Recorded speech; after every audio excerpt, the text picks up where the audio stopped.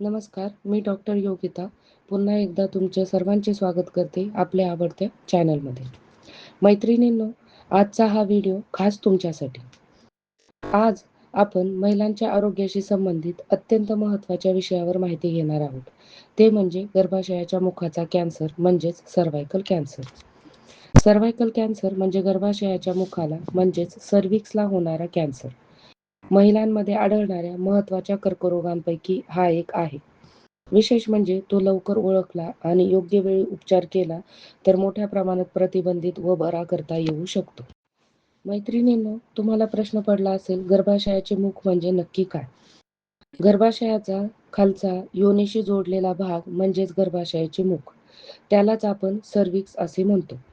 सर्व्हिक्स मासिक पाळीतील रक्त गर्भाशयातून योनी मार्गात जाण्यास मदत करते. सर्व्हिक्समुळे शुक्राणूंना गर्भाशयाकडे जाण्यास मार्ग मिळतो.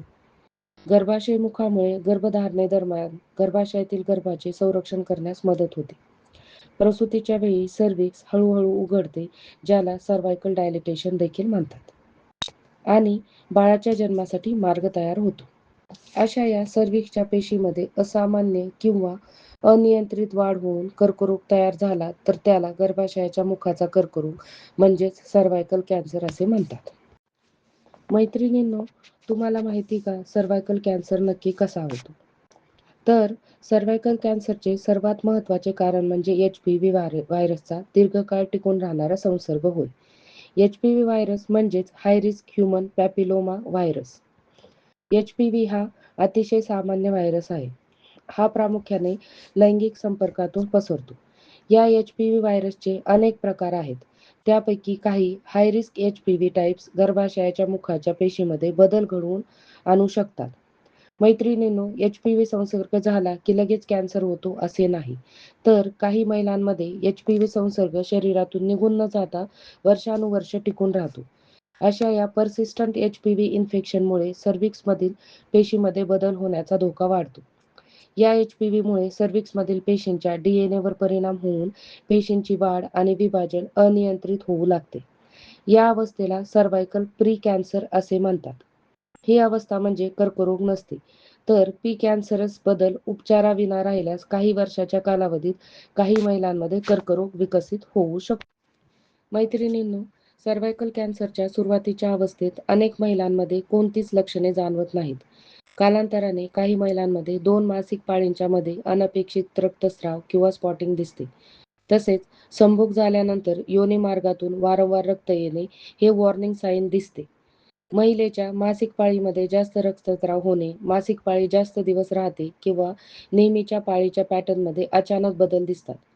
मेनोपॉज झाल्यानंतरही योनी मार्गातून रक्तस्राव होतो. तसेच योनी मार्गातून जास्त प्रमाणात पाण्यासारखा दुर्गंधयुक्त कधीकधी रक्तमिश्रित स्राव होऊ शकतो. संभोगाच्या वेळी म्हणजेच सेक्शुअल इंटरकोर्सच्या वेळी वेदना किंवा अस्वस्थता जाणवते. पोटात खाली ओटीपोट किंवा पेल्विक रिजनमध्ये वारंवार वेदना होणे, कंबर किंवा पाठीच्या खालच्या भागात वेदना जाणवतात. लघवी करताना वेदना, लघवीची सतत भावना होते. तसेच शौच करताना देखील वेदना होतात. याशिवाय कर्करोगाच्या प्रगत अवस्थेत पायावर सूज येणे, सतत थकवा जाणवतो, भूक कमी लागते, वजन कमी होते आणि अशक्तपणा देखील जाणवतो. मैत्रिणींनो, आपण आता सर्व्हायकल कॅन्सरची काही प्रमुख कारणे पाहूया. त्यामध्ये लहान वयामध्ये लैंगिक संबंध सुरू होणे, अनेक लैंगिक साथीदार किंवा जोखमीचा लैंगिक संपर्क येण्यामुळे HPV संसर्गाचा धोका जास्त वाढतो. ज्या महिलांची रोगप्रतिकारशक्ती कमी आहे त्यांना HPV संसर्ग दीर्घकाळ राहण्याची शक्यता अधिक असते. HIV संसर्ग किंवा काही इम्युनोसप्रेसिव्ह औषधे घेणाऱ्या व्यक्तीमध्ये HPVचा धोका वाढू शकतो. धूम्रपानामुळे HPV संसर्ग टिकून राहण्यास मदत होते. नियमित सर्व्हायकल कॅन्सर स्क्रीनिंग न करणे, पूर्वी सर्व्हायकल प्री कॅन्सरस चेंजेस असताना त्यांचे योग्य फॉलोअप किंवा उपचार न घेतल्याने कर्करोगाचा धोका वाढतो. मैत्रिणींनो, सर्व्हायकल कॅन्सर ओळखण्यासाठी आपण स्क्रीनिंग करतो. सर्व्हायकल कॅन्सर स्क्रीनिंग म्हणजेच गर्भाशयाच्या मुखामध्ये कर्करोग होण्यापूर्वीचे बदल किंवा कर्करोगाची सुरुवातीची चिन्हे शोधण्यासाठी केली जाणारी तपासणी. सुरुवातीच्या अवस्थेत अनेक महिलांना कोणतीही लक्षणे नसतात, त्यामुळे स्क्रीनिंग करणे खूप महत्त्वाचे आहे. स्क्रीनिंगमुळे योग्य उपचार होऊन कर्करोग बरा होण्यास मदत होते.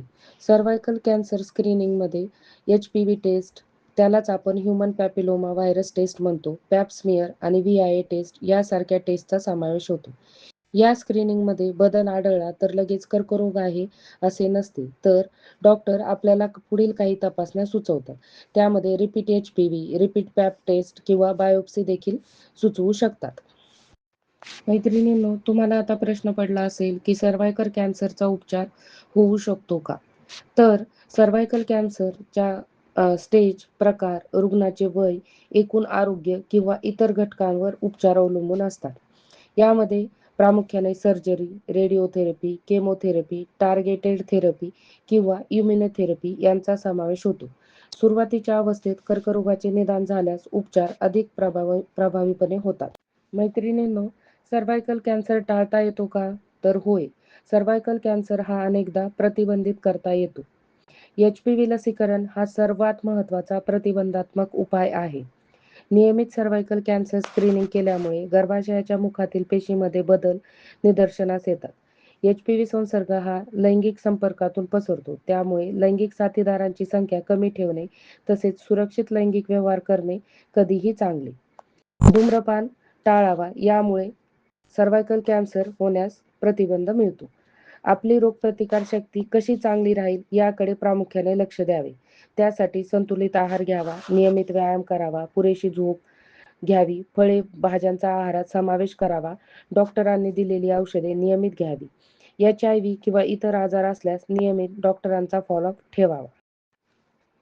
मैत्रिणींनो, जर तुम्हाला लैंगिक संबंधानंतर रक्तस्राव, मासिक पाळींच्या मध्ये रक्तस्राव, रजोनिवृत्तीनंतर रक्तस्राव, संभोगाच्या वेळी वेदना, पेल्विक भागात सतत वेदना, अचानक वजन कमी झाले, पायांना सूज आली असेल किंवा योनी मार्गातून असामान्य दुर्गंधीयुक्त स्राव अशी लक्षणे असतील तर तुम्ही तुमच्या डॉक्टरांचा तात्काळ सल्ला घेतला पाहिजे.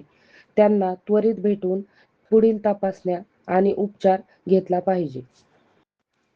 मित्रमैत्रिणींनो, सर्व्हायकल कॅन्सर म्हणजे घाबरण्याचा विषय नाही, तर वेळेवर प्रतिबंध करण्याचा विषय आहे. HPV लस, नियमित स्क्रीनिंग, सुरक्षित लैंगिक व्यवहार आणि धूम्रपान टाळणे या उपायामुळे सर्व्हायकल कॅन्सरचा धोका आपण नक्कीच कमी करू शकतो. असामान्य लक्षणे दिसल्यास वेळ न घालवता आपल्या डॉक्टरांचा सल्ला घ्या. त्यामुळे प्रत्येक मैत्रिणींनी आपल्या आरोग्याकडे लक्ष द्या, योग्य वेळी स्क्रीनिंग करा आणि ही माहिती आपल्या कुटुंबातील किंवा इतर सर्व महिलांपर्यंत नक्की पोहोचवण्याचा प्रयत्न करा. तुम्हाला हा व्हिडिओ कसा वाटला ते कमेंट करून मला नक्की कळवा. Thank you for watching.